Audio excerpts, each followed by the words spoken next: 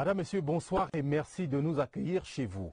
Dans l'actualité ce soir, la sortie musclée du gouvernement contre la deuxième vidéo publiée dans les médias sociaux sur l'armée du Cameroun. Le ministre de la Communication, Issa Tirouma Bakari, dit non à la manipulation. Vous l'écouterez en ouverture de cette édition. Gaz domestique, bientôt des bouteilles, comme s'il en pleuvait. La construction d'une usine de production de 350 000 bouteilles par an, lancée ce jour dans la périphérie de Yaoundé. Et puis, économie numérique, la montée en puissance malgré les résistances, les startups gagnent le marché et la monnaie numérique n'attire pas grand monde. Nous en parlons dans le dossier du 20h30. Voilà pour les titres. Bienvenue au 20h30. Commençons par cette autre affaire de vidéo sur l'armée du Cameroun.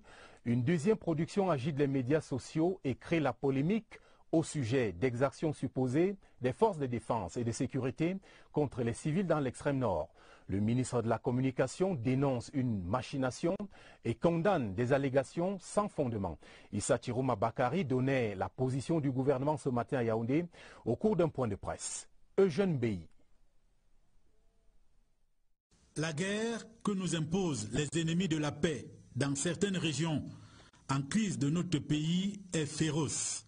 Le ministre de la Communication s'insurge contre la publication depuis quelques jours d'une deuxième vidéo sur les réseaux sociaux faisant état de graves exactions des forces de défense et de sécurité sur les populations civiles à l'extrême nord. Les pourfendeurs de notre République, de notre nation, prennent des vessies pour des lanternes en prétendant que notre armée peut être jugée à l'aune de cette infime minorité infinitésimale, situation inacceptable.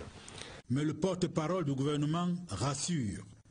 Le gouvernement a fait de la protection des droits humains son credo.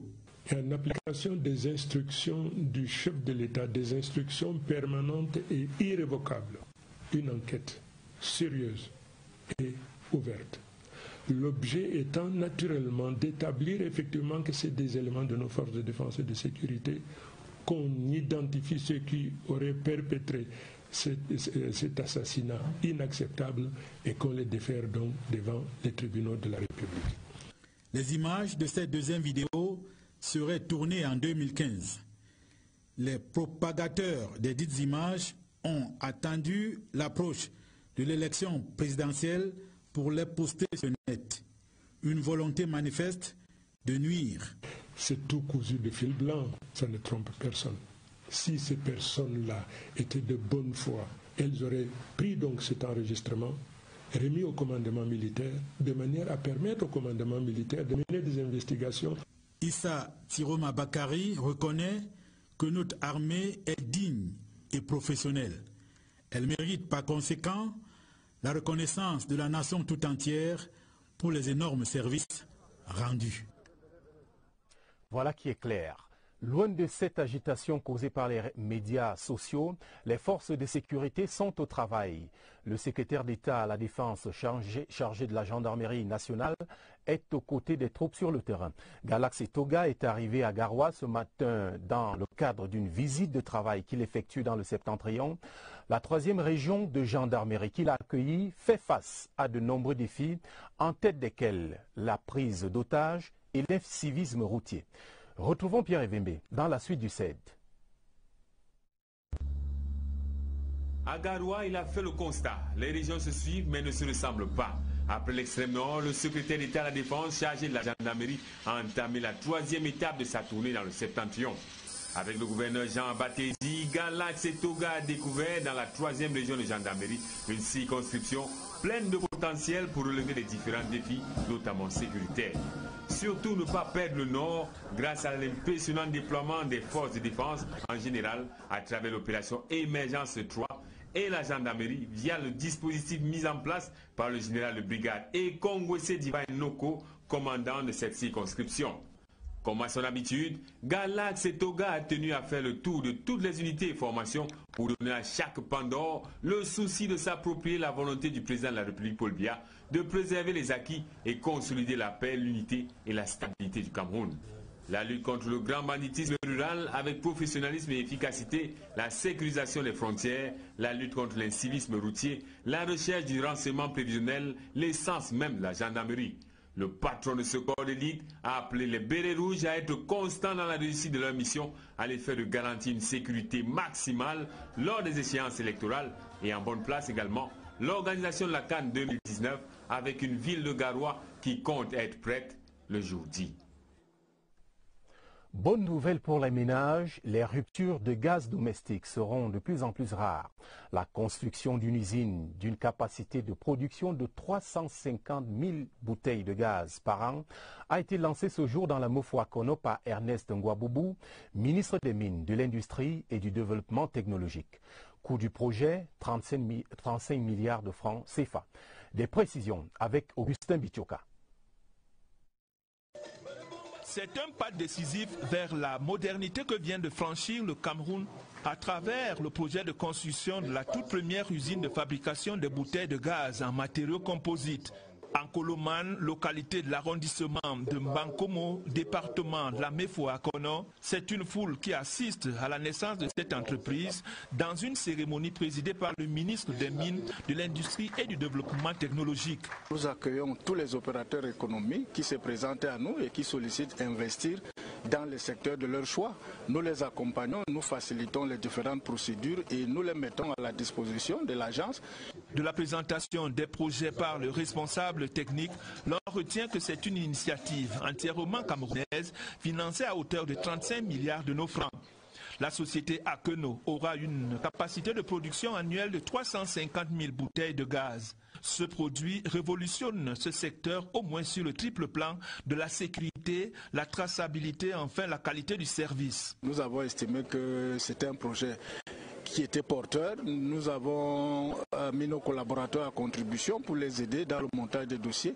Le ministre des Mines passe à l'action pour la pose de la première pierre, suivi des autres membres. L'importante suite, la cérémonie se referme par la présentation des futurs produits qui sortiront de la société Akeno vers septembre 2020. Bientôt les cloches de la rentrée scolaire et la mobilisation est effective au ministère de l'Éducation de base.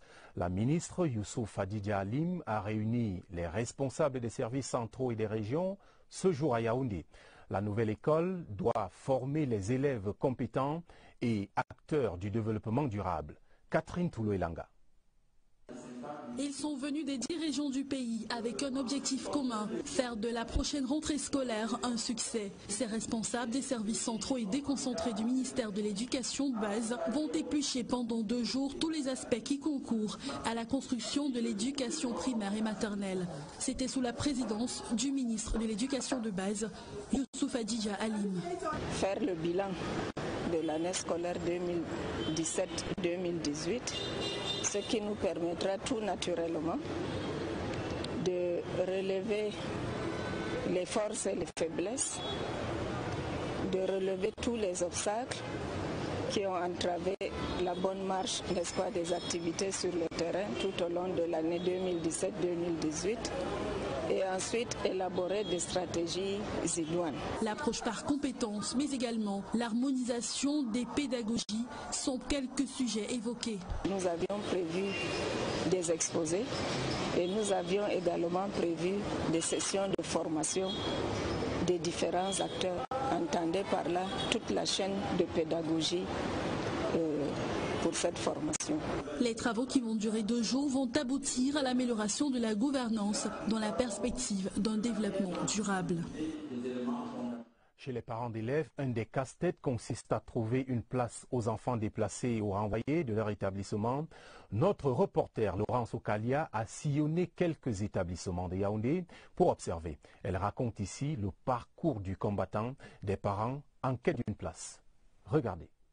D'abord, il faut bousculer pour trouver de la place pour inscrire un enfant. Ensuite, il faut encore bousculer pour avoir une place de libre dans les salles de classe. La bataille est assez rude. Ce n'est pas facile.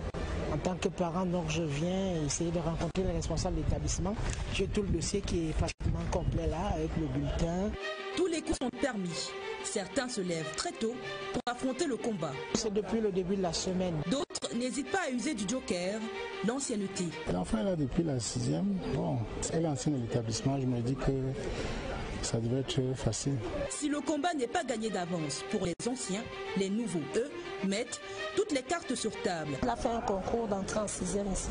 Il fallait que je passe plus tôt pour pouvoir préserver la place. Et encore, il y a la pension, parfois en hausse. Jusque-là, pas de frein. Leur détermination n'a pas de prix. Si on a augmenté, l'enfant même veut finir ses études ici. Moi, je ne vois pas, même si on est contraint. Les maîtres du jeu ne sont du genre fair play. Si toutes les places sont prises, pas de triche. Parce que l'effectif est atteint, nous ne prenons plus. Là, le chef d'établissement est rigoureux à ce niveau. Pour le moment, les établissements publics ne connaissent pas ces problèmes. Les inscriptions ne sont pas encore lancées. Dans quelques jours, ils vont livrer la même bataille. Alors, chers parents, soyez prêts pour le combat. Le gouvernement camerounais et la Banque mondiale se mobilisent pour la reprise des travaux de construction des axes routiers Maroua, Mora et Mora d'Abanga dès le début de la prochaine saison sèche. Assurance de la directrice des opérations de la Banque mondiale, Elisabeth Hubens, ce matin à Yaoundé au terme d'une audience avec le ministre des Travaux publics, Emmanuel Ganou-Djoumessi. Le chef du département ministériel des Travaux publics a également reçu les ambassadeurs de Chine et des États-Unis au Cameroun, eux aussi porteurs de bonnes nouvelles. Le compte rendu de Rodrigue Bertrand Toueno. Lorsque la Banque mondiale et le ministère des Travaux publics se rencontrent, c'est généralement pour faire le point des dossiers et projets sur lesquels ils collaborent. Tradition respectée au cours de cette énième rencontre, focalisée sur 3 projets routiers. Le premier, c'est la réhabilitation de la route Mora d'Abanga-Kousseri. Le deuxième, c'est la réhabilitation de la route Maroua-Mora. Et le troisième, c'est la réhabilitation de la route Babadjo-Bamenda. Nous collaborons pour mettre toutes les préparations, pour avoir toutes les préparations prêtes pour pouvoir lancer les travaux au début de la saison sèche. Avant la Banque mondiale, l'ambassadeur des États-Unis reçu était lui aussi porteur de bonnes nouvelles. Nous avons un projet de coopération où nous apportons 55 pans de la société américaine Acro et nous avons discuté comment avancer ce projet. Bien avant, c'est l'ambassadeur de la République populaire de Chine qui avait ouvert ce bal des audiences. Le développement des infrastructures en cours et à venir fut au centre de l'entretien, notamment la poursuite des travaux de construction des autoroutes Douala-Yaoundé et Yaoundé-Simalène. C'est une note sur l'actualité politique. D'abord, contentieux préélectoral en vue de l'élection du président de la République du 7 octobre 2018. L'audience publique se tient demain vendredi à partir de 9h30. Ce sera dans la salle d'audience du Conseil constitutionnel, 6 au Palais des Congrès de Yaoundé. Les débats porteront sur une douzaine de recours. Et le directeur général des élections qui porte à l'honneur donc des candidats retenus pour l'élection du président de la République du 7 octobre 2018 ou leurs mandataires, qu'ils sont invités donc à se rendre au plus tard lundi, le 20 août 2018, à la Société de presse et d'édition du Cameroun, SOPECAM, pour la confirmation de la couleur, du sigle et du titre choisi pour l'impression de leur bulletin de vote et de campagne. Rendons-nous maintenant sur la route. Ça roule dans la région de l'extrême nord. Plusieurs chantiers routiers sont en exécution et la principale ville Maroua subit une cure de jouvence à la faveur de travaux de voirie urbaine lancés par les pouvoirs publics. Faisons le tour de quelques chantiers en compagnie de notre reporter Aladi Mustafa de CIR TV, extrême nord. Cela fait plusieurs mois que ces engins sont à l'œuvre pour donner un nouveau visage à certains axes routiers de l'extrême nord. Ici sur la route Maroua-Mora, longue de 61 km, sur la nationale numéro 1, les travaux financiers à plus de 37 milliards de francs CFA avance à la grande satisfaction des automobilistes. Moi, j'ai vu particulièrement comment on a commencé à Maroua, vraiment le chantier avancé. J'aimerais que vraiment ce soit bien fait, comme j'ai vu là, que la route soit bien élargie et bien faite, et dans un bref délai, pour nous permettre vraiment à joindre les deux bouts. Un autre chantier en cours d'exécution, c'est la route Maroua-Bogo, 39 km, qui a coûté plus de 19 milliards de francs CFA. Ici, les riverains voient déjà l'avenir en rose. En voyant les travaux accélérés, je suis content puisque ça nous facilite la tâche de se rendre en ville. Ça me fait vraiment aussi du bien. Ça nous promet l'avenir meilleur. D'ici à Djarengo, l'arrivée à Bogo, c'est très facile. Vraiment, on remercie le gouvernement pour cette aide qu'il nous a fait. Outre ces chantiers, il y a aussi la réhabilitation de l'axe Mora d'Abanga Kousseri et la voirie urbaine de Maroua qui reçoit depuis quelques jours une cure de jouvence. Ces travaux financés par l'État et ses partenaires vont améliorer davantage la circulation sur ces routes. Il fait beau et bon vivre dans l'extrême nord. Prenons à présent des nouvelles des préparatifs de l'élection présidentielle du 7 octobre prochain.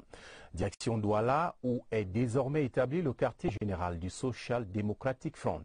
Le candidat de ce parti, Joshua aussi, a présenté son QG cette semaine au cours d'une conférence de presse. Plus de détails avec Sadou Mamadou et CRTV Littoral. Le SDF aura jeté son dévolu sur l'immeuble Mapon au lieu dit Carrefour Idéal Dallas à Akwa pour installer son QG. L'équipe de campagne, elle, ne sera pas présentée à la presse. Elle sera connue le 22 août prochain lors d'une nouvelle conférence de presse. Une sortie médiatique qui aura par ailleurs permis au candidat Joshua Ossi Nambangi d'évoquer avec les journalistes les questions liées au droit de vote des déplacés internes et autres réfugiés camerounais au Nigeria. Joshua aussi a-t-il abordé avec les hommes de médias la requête adressée à Elections Cameroun suggérant au chef d'orchestre des élections au Cameroun le déplacement vers d'autres lieux publics, des bureaux de vote logés dans des casernes militaires et autres chefferies traditionnelles. Dans le soleil levant, c'est à l'est de Cameroun, les militants RDPC de Betaroya promettent un vote en or à Paul Biya à l'occasion de la présidentielle d'octobre 2018. Ils l'ont réaffirmé lors des rencontres familiales et fraternelles présidées cette semaine par Joseph Lé, ministre de la fonction publique et élite de la région. La correspondance de Séraphin Jikam, CRTV Est. À Betare-Oya, les militants du RDPC ont bravé la pluie. Ils promettent un vote en or au président Paul Biya, candidat à l'élection présidentielle du 7 octobre prochain. Il y a le péril qui viendra d'arriver, seulement le chef de l'État seul peut répondre à cela. En présence de Yves Mbélé, membre de la délégation permanente régionale du comité central du RDPC à l'Est, de l'honorable Kombo Berry, du sénateur Paul Amadou de la Damawa, venu soutenir l'action de l'élite gouvernementale de la région de l'Est, les populations de Betare-Oya ont posé un certain nombre de doléances socio-économiques. Dans son propos, le ministre Joseph Lé a invité les jeunes à redoubler d'ardeur au travail et à ne rien lâcher, à l'exemple de ce jeune photographe qui a surmonté son handicap pour gagner dignement sa vie. Au terme des échanges, les militants du RDPC, sympathisants et forces vives de Betare-Oya ont fait leur choix à l'avance. Ils voteront Paul Biya à 100% le 7 octobre prochain. La grande mobilisation de ces chaleureuses rencontres familiales et fraternelles de Betare-Oya, achevée par une motion du président Paul Biya, candidat naturel du RDPC. Et dans la Damawa, le Mayo Bagno promet également un vote à 100% en faveur de Paul Biya. Engagement pris ce jeudi à la permanence du RDPC à Bagno.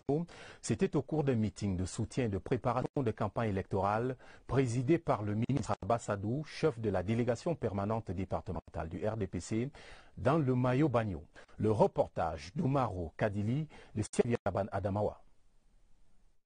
Pour battre dès maintenant le rappel de l'électorat en faveur, le moment venu, du candidat Paul Biya, c'est tout le maillot bagno politique issu des différentes circonscriptions du RDPC et l'élite locale de ce département qui ont massivement répondu à l'appel, celui de garantir à 100% le maillot bagno au chef de l'État. De réaffirmer, de redire haut et fort l'engagement, la détermination de l'ensemble du département du maillot bagno apporter un soutien massif au soir des résultats, un plébiscite au soir du 7 octobre prochain. Il a été aussi question de définir les axes qui constitueront ici la campagne pour que l'homme du 6 novembre 1982 soit victorieux des urnes. Et cela passera également par la voix de la trentaine de militants démissionnaires des partis de l'opposition au profit des rangs du Rassemblement démocratique du peuple camerounais. D'où cette rassurante motion de soutien suivie d'une marche populaire dans les artères de la ville de Bagno. Toujours dans le septentrion, mais cette fois dans l'extrême nord, le président du Peuple uni pour la rénovation sociale, Serge Espoir Matomba, est sur le terrain. Le candidat du PURS à l'élection présidentielle du 7 octobre prochain veut s'assurer de la mobilisation de ses partisans avant le lancement de la campagne électorale. Compte rendu de Malmoussa Ledoublez, depuis CRTV Extrême Nord à Maroua. Le candidat du Peuple uni pour la rénovation sociale est venu ici dans l'extrême nord pour s'assurer que ses partisans ont rempli toutes les conditions pour qu'aucune voix du PURS ne manque dans l'urne le 7 octobre prochain. Nous invitons tout un chacun, tous ceux-là qui n'ont pas encore retiré leur carte, de repartir vers les bureaux Elecam et de retirer, n'est-ce pas, leur carte, parce que c'est avec la carte d'électeur qu'on est véritablement digne d'exercer son pouvoir de décision. Au-delà de l'incitation au retrait des cartes d'électeurs, le premier secrétaire du PURS attend de sa base militante une mobilisation tous azimuts dans la perspective de la campagne électorale. La politique, c'est quelque chose de pratique, c'est quelque chose de terrain, c'est le contact surtout avec la population. Et il faut, au-delà, n'est-ce pas, d'avoir la connaissance des problèmes de la population, il faut partager avec cette population les propositions de solutions que nous avons. Serge Espoir Matomba a promis à ses militants et sympathisants de revenir dans l'extrême nord cette fois-ci pour la grande bataille électorale.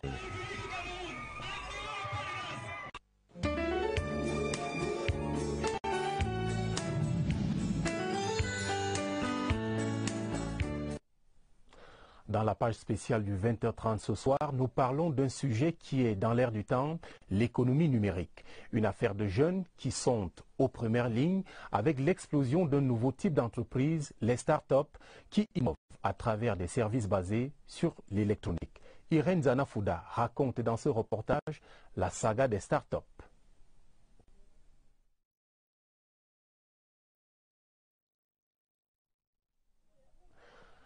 La saga des start-up. Jeunes créent des plateformes numériques dans divers domaines et deviennent de ce fait la courroie de transmission entre leurs banques de données et ceux et celles qui se servent des outils de la communication électronique.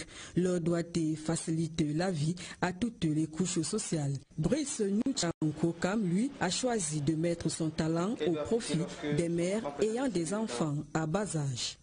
BabyCare, c'est une application mobile de téléconseil pédiatrique. L'application BabyCare a donc 4 services. Le premier service qui est le service assistance qui regroupe près de 22 500 conseils. Le deuxième service, c'est le service contacter un médecin. Nous avons 4 médecins qui sont là en permanence 24 heures sur 24 que les mamans peuvent appeler. Le troisième service, c'est le service géolocalisation. Dans ce service, nous avons regroupé tous les hôpitaux et les centres de santé au Cameroun, environ 5000, et toutes les pharmacies de garde pour le moment, nous sommes à 3 villes, Yaoundé, Douala, Kribi. Le dernier service que nous avons, c'est le service conseil. La vanne de la révolution technologique est ouverte. Denis Samnik n'hésite pas à montrer de quoi il est capable en recourant à l'outil informatique pour maintenir les parents et la communauté éducative en parfaite communion. Scam School. Voilà, c'est une start-up qui fait dans l'éducation. Quand un établissement souscrit, chaque parent reçoit le code de suivi de son enfant. C'est à partir de ce code-là qu'il va maintenant utiliser dans son téléphone Android pour avoir les informations de son enfant, n'importe où il se trouve.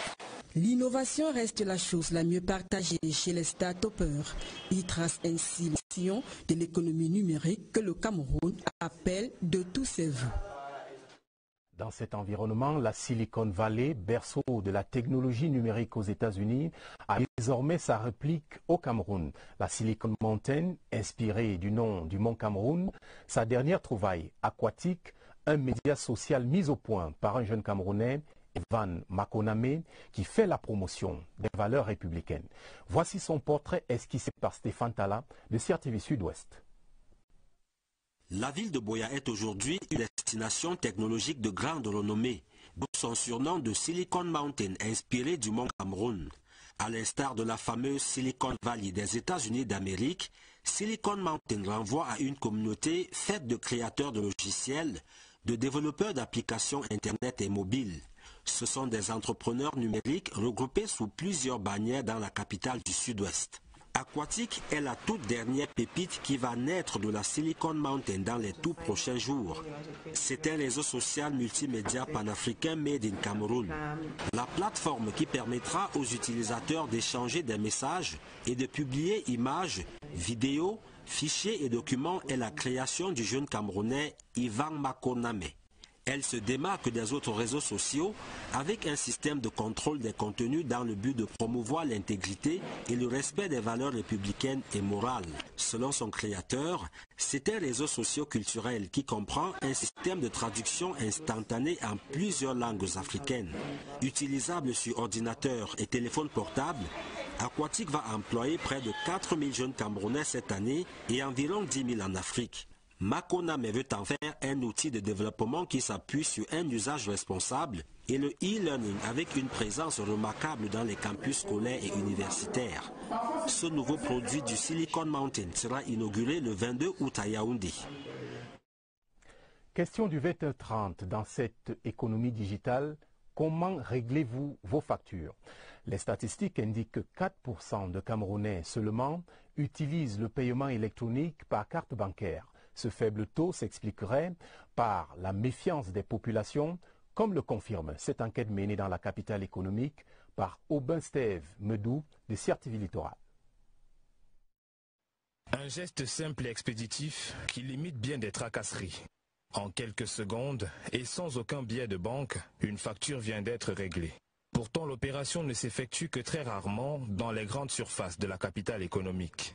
Nous nous sommes rendus compte que la plupart des clients porteurs de cartes n'ont pas encore cette habitude d'utiliser la carte pour faire des paiements électroniques. Ces transactions au niveau national sont gratuites, d'où ce taux autour de 4%. Le paiement électronique a du mal à se faire une place dans les mœurs des Camerounais. Question d'habitude, d'opportunité ou de méfiance. C'est un manque d'habitude en fait. Le véritable problème des cartes bancaires, c'est les vols qu'il peut y avoir derrière. C'est beaucoup plus pratique pour moi. J'utilise les cartes magnétiques, ça aussi c'est facile. Ça me permet de ne pas transporter du cash chez moi ou bien d'en transporter très peu. La situation sonne comme un paradoxe dans un paysage commercial favorable à ce mode de paiement, dès lors que les grandes surfaces de la ville de Douala sont équipées de terminaux de paiement électronique. Ces cartes sont acceptées sur tous les terminaux de paiement électronique, qu'ils soient Visa ou Mastercard. Une option de paiement qui contribuerait à réduire les manipulations d'espèces et les velléités de braquage par des bandits de grand chemin, afin que les bons comptes fassent de bons amis, même à distance.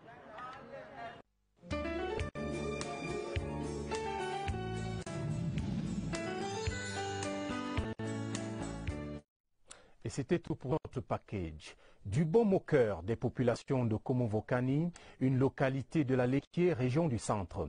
Elle bénéficie de soins gratuits dans le centre de santé intégré de ce village sur l'initiative d'une élite, Luc Ndiodo, par ailleurs procureur général près la Cour suprême. Prenons la température de cette campagne de santé avec Richard Atangana Obama de CRTV Centre. Tous, voilà le leitmotiv de la campagne de santé de Komovokani rendue à sa 8e édition. Une initiative du fils de ce village, le procureur général de la Cour suprême de Yaoundé, Luc Ndiodo. Elle est une réponse aux besoins de soins de santé des populations de cette communauté. On trouve des gens malades et parfois ils ont besoin d'aller à l'hôpital, mais ils ne peuvent pas s'y rendre parce qu'il leur manque même le moindre sou pour se déplacer et aller ici à l'hôpital. 26 médecins et chirurgiens ont été mobilisés pour Consulter et traiter les pathologies des 350 patients qui ont effectué le déplacement. Des circoncisions, nous avons également des chéloïdes, nous avons entre autres des lipomes, dont nous faisons des lipomectomies. Nous prenons aussi des grandes chirurgies telles que l'ethnie et bien d'autres. Les médicaments ici sont gratuits et c'est offert par le procureur général de la République. Toutes les populations environnantes, en dehors des populations de Kombo, sont très contents et très fiers de lui. Pour améliorer les soins de santé des populations de Kombo-Vokani, leur centre de santé intégré vient de bénéficier d'un point d'eau potable et d'un logement d'astreint en cours de construction pour son personnel sur financement du BIP. Les pèlerins camerounais sont aux petits soins à la Mecque en attendant le début du pèlerinage le 19 août prochain. La logistique est mise en place par la délégation officielle du Hajj 2018 pour un bon déroulement des activités. La confirmation dans ce reportage de notre envoyé spécial en Arabie Saoudite, Ousmane Oussanda. Bon enfant que les 2600 pèlerins camerounais passent leur séjour à la Mecque. Sur le plan sanitaire, une équipe composée de 3 médecins et de 13 infirmiers répartis dans 4 infirmeries consultent et administrent des soins aux pèlerins qui ont des petits malaises liés surtout à la canicule. Le thermomètre affiche ici 45 à 47 degrés à l'ombre. Les premières pathologies sont liées à la déshydratation. Le deuxième groupe de pathologies sont liées aux pathologies liées à l'alimentation. Les autres pathologies sont liées à la décompensation des pathologies chroniques. Les patients soient diabétiques, les hypertendus. Les infirmeries sont suffisamment approvisionnées en produits pharmaceutiques pour les interventions d'urgence. On voudrait remercier le gouvernement et remercier le ministre de l'administration territoriale, M. Atangadi, qui a mis à notre disposition un certain nombre, une quantité énorme de médicaments qui pourra nous permettre de juguler en tout cas au mieux toutes les pathologies. Il revient aussi à la mission médicale de sensibiliser les pèlerins pour éviter des surprises désagréables. Côté alimentation, 2 repas sont servis aux pèlerins par jour. À écouter les anciens pèlerins, vraiment, cette année, c'est exceptionnel. Peut-être c'est le bémol du chef de l'État qui a poussé à ce que ça soit observé comme ça, je ne sais pas.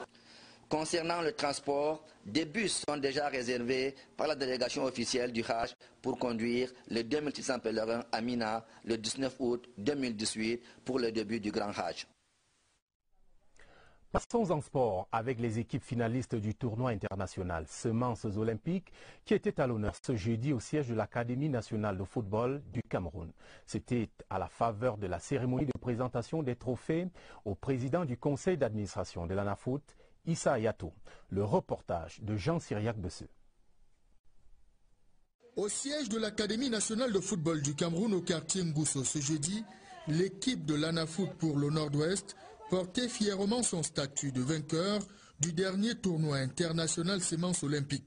Le champion est venu présenter sa couronne au patriarche Issa Ayatou, président du conseil d'administration de l'ANAFOOT. Aux côtés du brillant vainqueur de l'épreuve se tenait l'équipe de l'ANAFOOT pour le centre, malheureuse finaliste, avec un tableau de chasse qui inspire confiance au top management. L'esprit de discipline et surtout le talent. Donc nous pouvons aujourd'hui dire que la mission des experts dans les 10 régions a été un succès parce que nous avons pu avoir du talent pur. En dehors du trophée général du tournoi à rage de haute lutte, l'équipe du Nord-Ouest s'est adjugée des titres individuels, meilleur joueur, meilleur gardien de but et meilleur coach. À tous ces acteurs méritants, le PCA Issa Ayatou a exprimé la satisfaction et les encouragements de l'ANAFOOT. Visiblement, les premiers pas du bébé ANAFOOT sur la planète football semblent prendre la bonne direction. Compétition de vacances, la première édition du championnat 100 mm Sport Vacances s'est refermée sur le sacre de Black Star au terme de 2 semaines de rencontres. Le tournoi, promu par l'ancien journaliste de la CRTV, Raoul Simplice-Milo, a contribué au vivre ensemble à 100 mm. Évariste Yenga, reportage. Un public en nombre important, des animations variées et 2 rencontres chaque après-midi. Ce menu quotidien des 2 dernières semaines va manquer aux populations de Saint-Mélima. La fin du tournoi de football vacances charrie de la nostalgie. Elle grave aussi des souvenirs dans les mémoires. Les jeunes se sont mobilisés, les populations se sont mobilisées et ça a montré qu'il y avait un manque à combler que nous avons comblé. Socialement, les jeunes se sont aussi exprimés. La plupart des groupes ethniques du Cameroun sont représentés dans la foule.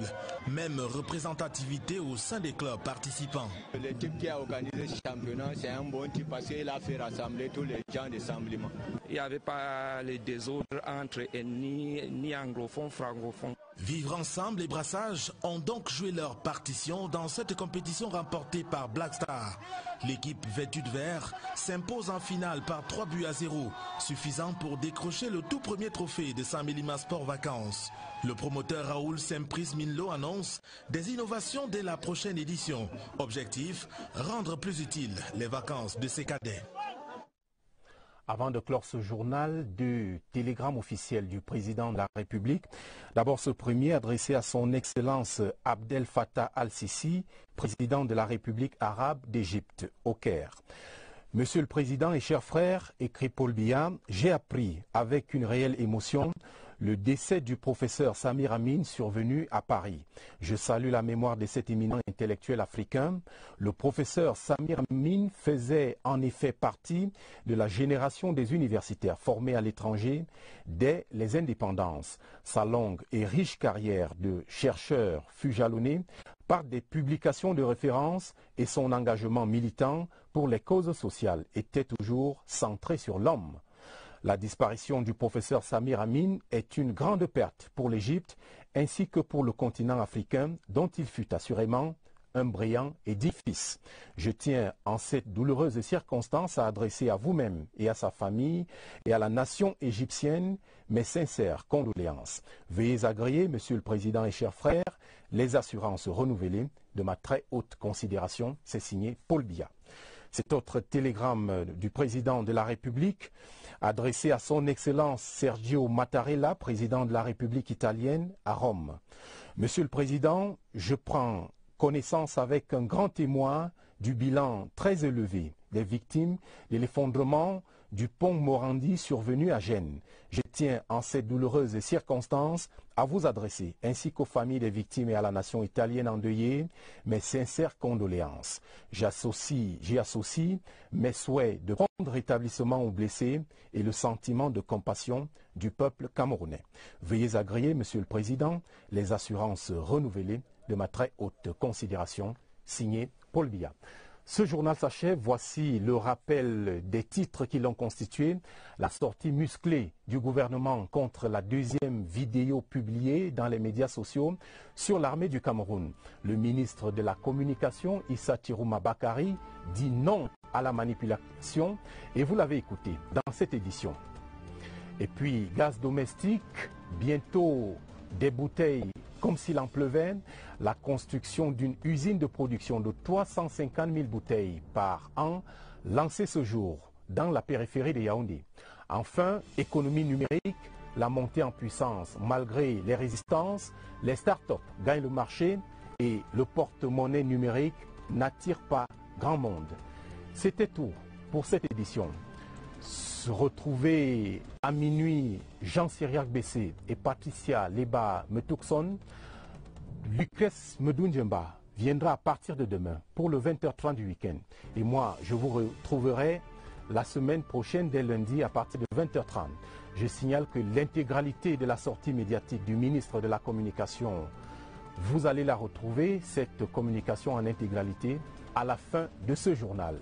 Merci à l'ensemble des équipes techniques et rédactions. Bon week-end, mesdames et messieurs.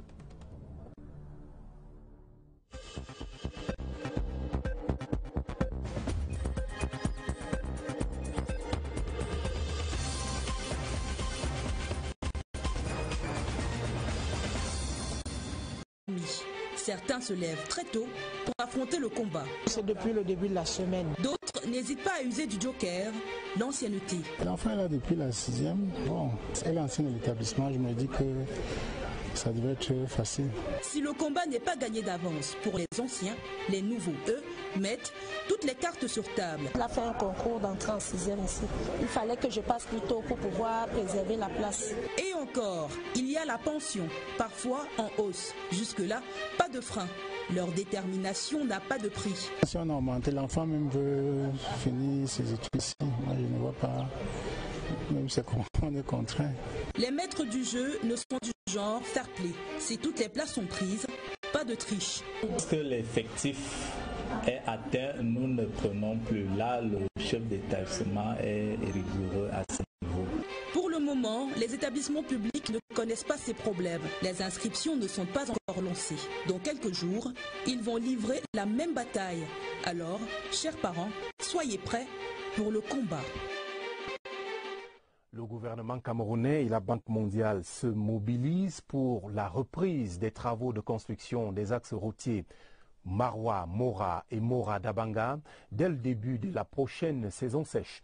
Assurance de la directrice des opérations de la Banque mondiale, Elisabeth Hubens, ce matin à Yaoundé au terme d'une audience avec le ministre des Travaux publics, Emmanuel Ganou-Djoumessi.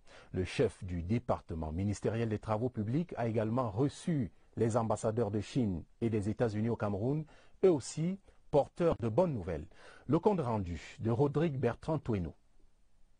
Lorsque la Banque mondiale et le ministère des Travaux publics se rencontrent, c'est généralement pour faire le point des dossiers et projets sur lesquels ils collaborent. Tradition respectée au cours de cette énième rencontre, focalisée sur 3 projets routiers. Le premier, c'est la réhabilitation de la route Mora d'Abanga-Kousseri. Le deuxième, c'est la réhabilitation de la route Maroua-Mora. Et le troisième, c'est la réhabilitation de la route Babadjo-Bamenda. Nous collaborons pour mettre toutes les préparations, pour avoir toutes les préparations prêtes pour pouvoir lancer les travaux au début de la saison sèche. Avant la Banque mondiale, l'ambassadeur des États-Unis reçu était lui aussi porteur de bonnes nouvelles. Nous avons un projet de coopération où nous apportons 55 pans de la société américaine Acro et nous avons discuté comment avancer ce projet. Bien avant, c'est l'ambassadeur de la République populaire de Chine qui avait ouvert ce bal des audiences. Le développement des infrastructures en cours et à venir fut au centre de l'entretien, notamment la poursuite des travaux de construction des autoroutes Douala-Yaoundé et Yaoundé-Simalène. C'est une note sur l'actualité politique. D'abord, contentieux préélectoral en vue de l'élection du président de la République du 7 octobre 2018. L'audience publique se tient demain vendredi à partir de 9h30. Ce sera dans la salle d'audience du Conseil constitutionnel, 6 au Palais des Congrès de Yaoundé. Les débats porteront sur une douzaine de recours. Et le directeur général des élections qui porte à l'honneur donc des candidats retenus pour l'élection du président de la République du 7 octobre 2018 ou leurs mandataires, qu'ils sont invités donc à se rendre au plus tard lundi, le 20 août 2018, à la Société de presse et d'édition du Cameroun, SOPECAM, pour la confirmation de la couleur, du sigle et du titre choisi pour l'impression de leur bulletin de vote et de campagne. Rendons-nous maintenant sur la route. Ça roule dans la région de l'extrême nord. Plusieurs chantiers routiers sont en exécution et la principale ville Maroua subit une cure de jouvence à la faveur de travaux de voirie urbaine lancés par les pouvoirs publics. Faisons le tour de quelques chantiers en compagnie de notre reporter Aladi Mustafa de CIR TV, extrême nord. Cela fait plusieurs mois que ces engins sont à l'œuvre pour donner un nouveau visage à certains axes routiers de l'extrême nord. Ici sur la route Maroua-Mora, longue de 61 km, sur la nationale numéro 1, les travaux financiers à plus de 37 milliards de francs CFA avancent à la grande satisfaction des automobilistes. Moi j'ai vu particulièrement au soir du 7 octobre prochain. Il a été aussi question de définir les axes qui constitueront ici la campagne pour que l'homme du 6 novembre 1982 soit victorieux des urnes. Et cela passera également par la voix de la trentaine de militants démissionnaires des partis de l'opposition au profit des rangs du Rassemblement démocratique du peuple camerounais. D'où cette rassurante motion de soutien suivie d'une marche populaire dans les artères de la ville de Bagno. Toujours dans le septentrion, mais cette fois dans l'extrême nord, le président du Peuple uni pour la rénovation sociale, Serge Espoir Matomba, est sur le terrain. Le candidat du PURS à l'élection présidentielle du 7 octobre prochain veut s'assurer de la mobilisation de ses partisans avant le lancement de la campagne électorale. Compte rendu de Malmoussa Ledoublez, depuis CRTV Extrême Nord à Marois. Le candidat du Peuple uni pour la rénovation sociale est venu ici dans l'extrême nord pour s'assurer que ses partisans ont rempli toutes les conditions pour qu'aucune voix du PURS ne manque dans l'urne le 7 octobre prochain. Nous invitons tout un chacun, tous ceux-là qui n'ont pas encore retiré leur carte, de repartir vers les bureaux Elecam et de retirer, n'est-ce pas, leur carte, parce que c'est avec la carte d'électeur qu'on est véritablement digne d'exercer son pouvoir de décision. Au-delà de l'incitation au retrait des cartes d'électeurs, le premier secrétaire du PURS attend de sa base militante une mobilisation tous azimuts dans la perspective de la campagne électorale. La politique, c'est quelque chose de pratique, c'est quelque chose de terrain, c'est le contact surtout avec la population. Et il faut, au-delà, n'est-ce pas, d'avoir la connaissance des problèmes de la population, il faut partager avec cette population les propositions de solutions que nous avons. Serge Espoir Matomba a promis à ses militants et sympathisants de revenir dans l'extrême nord cette fois-ci pour la grande bataille électorale.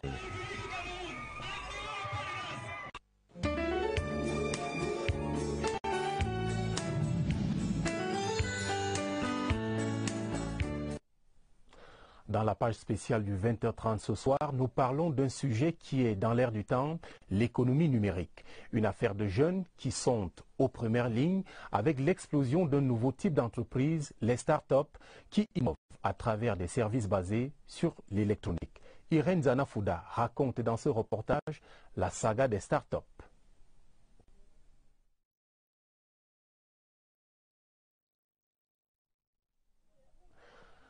La saga des start-up. Jeunes créent des plateformes numériques dans divers domaines et deviennent de ce fait la courroie de transmission entre leurs banques de données et ceux et celles qui se servent des outils de la communication électronique. Leur doigté facilite la vie à toutes les couches sociales. Brice Nuchankokam, lui, a choisi de mettre son talent au profit des mères ayant des enfants à bas âge. BabyCare, c'est une application mobile de téléconseil pédiatrique.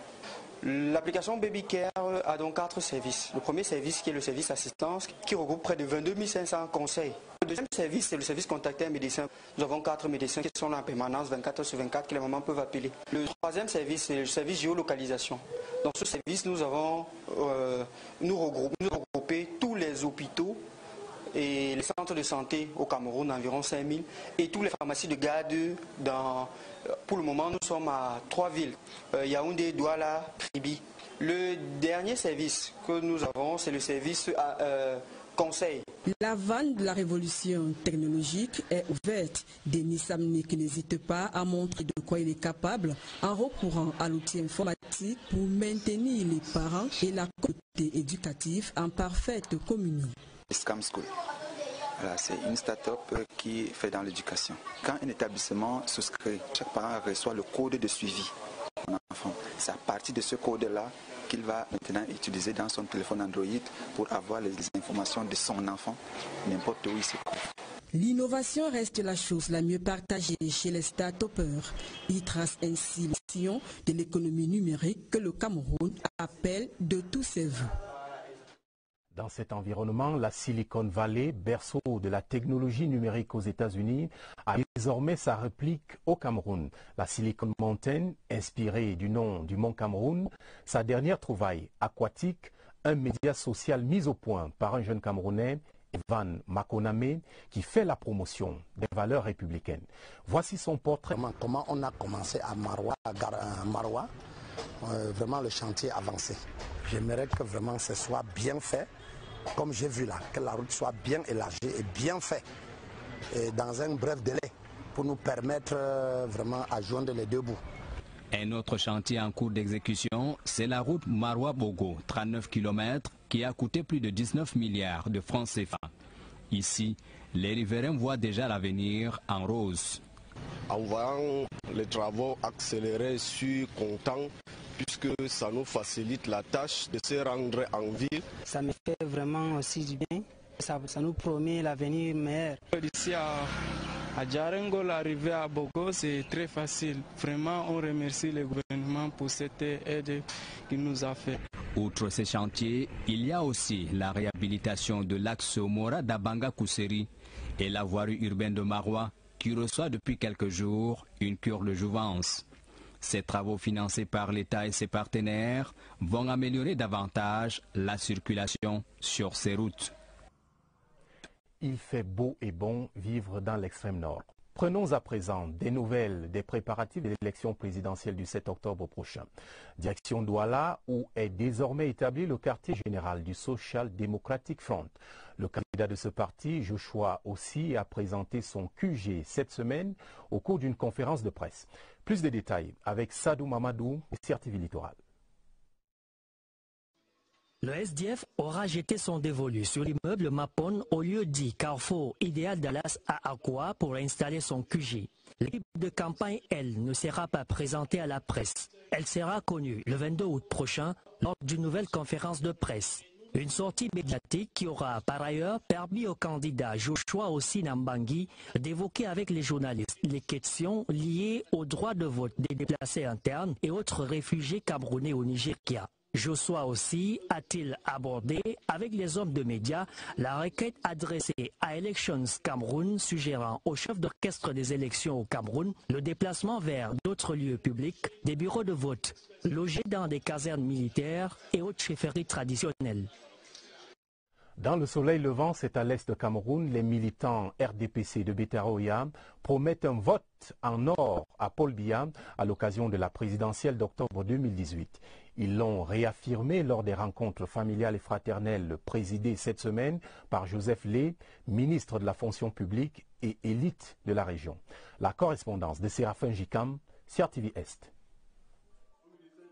À Betare-Oya, les militants du RDPC ont bravé la pluie.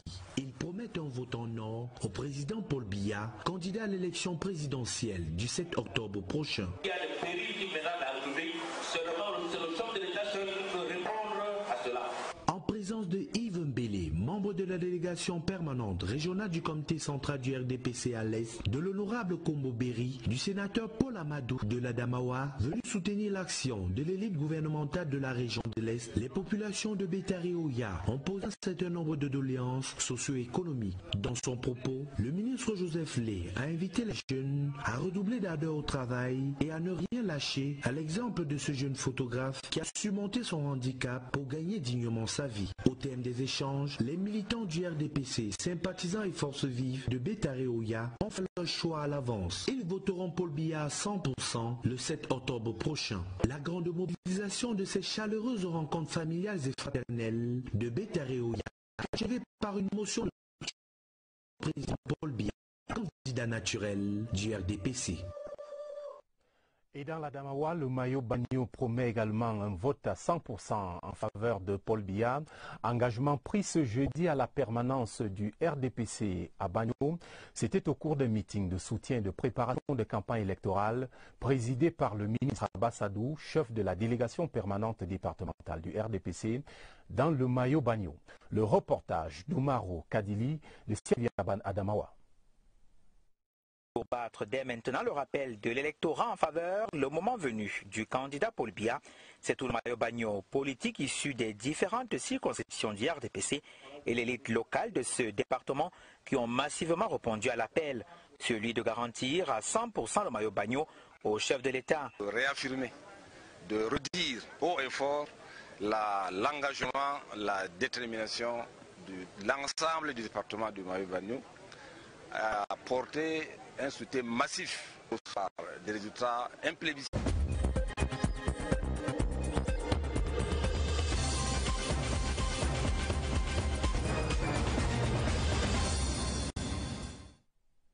Madame, Monsieur, bonsoir et merci de nous accueillir chez vous.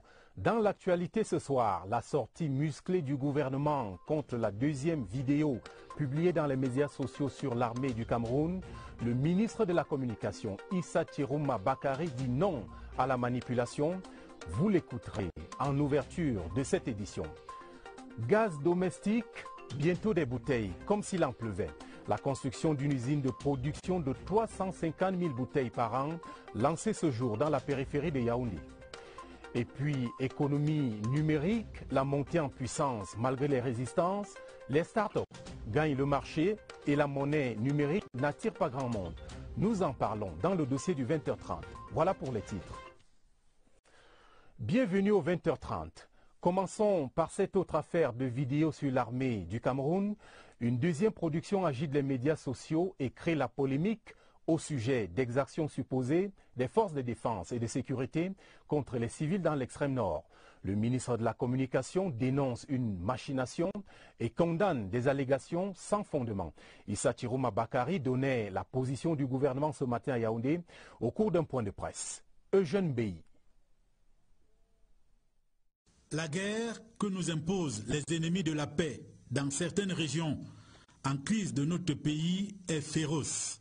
Le ministre de la Communication s'insurge contre la publication depuis quelques jours d'une deuxième vidéo sur les réseaux sociaux faisant état de graves exactions des forces de défense et de sécurité sur les populations civiles à l'extrême nord. Les pourfendeurs de notre République, de notre nation, prennent des vessies pour des lanternes en prétendant que notre armée peut être jugée à l'aune de cette infime minorité infinitésimale, situation inacceptable. Mais le porte-parole du gouvernement rassure. Le gouvernement a fait de la protection des droits humains son credo. En application des instructions du chef de l'État, des instructions permanentes et irrévocables, une enquête sérieuse et ouverte. L'objet étant naturellement d'établir effectivement que c'est des éléments de nos forces de défense et de sécurité, qu'on identifie ceux qui auraient perpétré cet assassinat inacceptable et qu'on les défère donc devant les tribunaux de la République. Les images de cette deuxième vidéo seraient tournées en 2015. Les propagateurs des dites images ont attendu l'approche de l'élection présidentielle pour les poster sur net. Une volonté manifeste de nuire. C'est tout cousu de fil blanc, ça ne trompe personne. Si ces personnes-là étaient de bonne foi, elles auraient pris donc cet enregistrement, remis au commandement militaire, de manière à permettre au commandement militaire de mener des investigations. Issa Tiruma Bakari reconnaît que notre armée est digne et professionnelle. Elle mérite par conséquent la reconnaissance de la nation tout entière pour les énormes services rendus. Voilà qui est clair. Loin de cette agitation causée par les médias sociaux, les forces de sécurité sont au travail. Le secrétaire d'État à la Défense chargé de la gendarmerie nationale est aux côtés des troupes sur le terrain. Galax Etoga est arrivé à Garoua ce matin dans le cadre d'une visite de travail qu'il effectue dans le Septentrion. La troisième région de gendarmerie qu'il a accueillie fait face à de nombreux défis, en tête desquels la prise d'otages et l'incivisme routier. Retrouvons Pierre Evembe dans la suite du CED. À Garoua, il a fait le constat. Les régions se suivent mais ne se ressemblent pas. Après l'extrême nord, le secrétaire d'État à la Défense chargé de la gendarmerie a entamé la troisième étape de sa tournée dans le Septentrion. Avec le gouverneur Jean Batési, Galax Etoga a découvert dans la troisième région de gendarmerie une circonscription pleine de potentiel pour relever les différents défis, notamment sécuritaires. Surtout ne pas perdre le nord grâce à l'impressionnant déploiement des forces de défense en général à travers l'opération Émergence 3 et la gendarmerie via le dispositif mis en place par le général de brigade Ekongwese Divine Noko, commandant de cette circonscription. Comme à son habitude, Galax Etoga a tenu à faire le tour de toutes les unités et formations pour donner à chaque Pandore le souci de s'approprier la volonté du président de la République Paul Biya de préserver les acquis et consolider la paix, l'unité et la stabilité du Cameroun. La lutte contre le grand banditisme rural avec professionnalisme et efficacité, la sécurisation des frontières, la lutte contre l'incivisme routier, la recherche du renseignement prévisionnel, l'essence même de la gendarmerie. Le patron de ce corps d'élite a appelé les bérets rouges à être constants dans la réussite de leur mission à l'effet de garantir une sécurité maximale lors des échéances électorales et en bonne place également l'organisation de la CAN 2019 avec une ville de Garoua qui compte être prête le jour dit. Bonne nouvelle pour les ménages, les ruptures de gaz domestique seront de plus en plus rares. La construction d'une usine d'une capacité de production de 350 000 bouteilles de gaz par an a été lancée ce jour dans la Mofouakono par Ernest Ngouaboubou, ministre des Mines, de l'Industrie et du Développement technologique. Coût du projet, 35 milliards de francs CFA. Des précisions avec Augustin Bitioka. C'est un pas décisif vers la modernité que vient de franchir le Cameroun à travers le projet de construction de la toute première usine de fabrication de bouteilles de gaz en matériaux composites. En Kolomane, localité de l'arrondissement de Mbankomo, département de la Mefouakono, c'est une foule qui assiste à la naissance de cette entreprise dans une cérémonie présidée par le ministre des Mines, de l'Industrie et du Développement technologique. Nous accueillons tous les opérateurs économiques qui se présentent à nous et qui sollicitent investir dans les secteurs de leur choix. Nous les accompagnons, nous facilitons les différentes procédures et nous les mettons à la disposition de l'agence. De la présentation des projets par le responsable technique, l'on retient que c'est une initiative entièrement camerounaise financée à hauteur de 35 milliards de nos francs. La société Akeno aura une capacité de production annuelle de 350 000 bouteilles de gaz. Ce produit révolutionne ce secteur au moins sur le triple plan de la sécurité, la traçabilité, enfin la qualité du service. Nous avons estimé que c'était un projet qui était porteur. Nous avons mis nos collaborateurs à contribution pour les aider dans le montage des dossiers. Le ministre des Mines passe à l'action pour la pose de la première pierre, suivi des autres membres. L'importante suite, la cérémonie se referme par la présentation des futurs produits qui sortiront de la société Akeno vers septembre 2020. Bientôt les cloches de la rentrée scolaire et la mobilisation est effective au ministère de l'Éducation de base.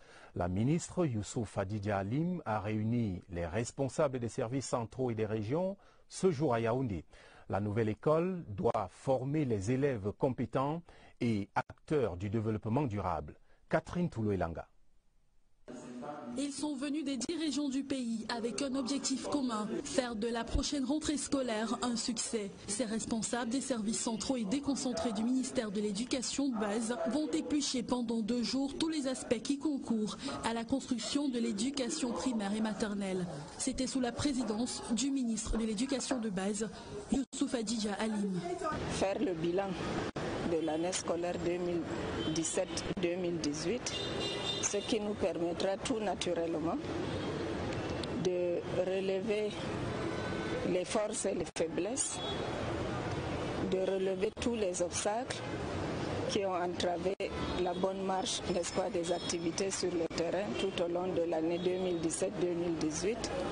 Et ensuite élaborer des stratégies idoines. L'approche par compétences, mais également l'harmonisation des pédagogies sont quelques sujets évoqués. Nous avions prévu des exposés et nous avions également prévu des sessions de formation des différents acteurs. Entendez par là toute la chaîne de pédagogie pour cette formation. Les travaux qui vont durer 2 jours vont aboutir à l'amélioration de la gouvernance dans la perspective d'un développement durable. Chez les parents d'élèves, un des casse-têtes consiste à trouver une place aux enfants déplacés ou renvoyés de leur établissement. Notre reporter Laurence Okalia a sillonné quelques établissements de Yaoundé pour observer. Elle raconte ici le parcours du combattant des parents en quête d'une place. Regardez. D'abord, il faut bousculer pour trouver de la place pour inscrire un enfant. Ensuite, il faut encore bousculer pour avoir une place de libre dans les salles de classe. La bataille est assez rude. Ce n'est pas facile. En tant que parent, donc je viens essayer de rencontrer les responsables d'établissement. J'ai tout le dossier qui est pratiquement complet là, avec le bulletin. Tous les cours sont terminés